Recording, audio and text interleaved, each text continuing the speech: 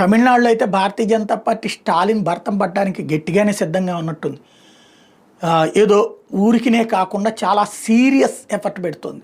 నరేంద్ర మోడీ సంగతి తేల్చడానికి స్టాలిన్ రెడీ అయితే స్టాలిన్ ఇంటికి పంపించేందుకు మోడీ సిద్ధంగా ఉన్నట్టు. మొన్ననే మోడీ చెప్పుకొచ్చారు కదా, నీది కాలం అయిపోయిందని చెప్పేసి వచ్చే ఏడాది తమిళనాడులో ఎన్నికలు జరగాలి.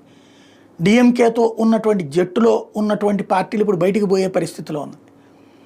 ఇటు పక్కన ఏఐఏడిఎంకేతో జట్టుతో భారతీయ జనతా పార్టీ అవసరమైతే ఒక అడుగు వెనక్కి తగ్గింది. అన్నామలైన పక్కన పెట్టి మరి తీసుకొచ్చి ఏఐఏడిఎంకేతో స్నేహం ఉన్న వాళ్ళని తీసుకొచ్చి పెట్టుకుంది. అట్ ద సేమ్ టైం ఇంకోవైపున పన్నీర్ సెల్వం లాంటి వాళ్ళని తీసుకొచ్చి ఓపీఎస్ని తీసుకొచ్చి పార్టీలో చేర్చుకునే ఎత్తుగడ.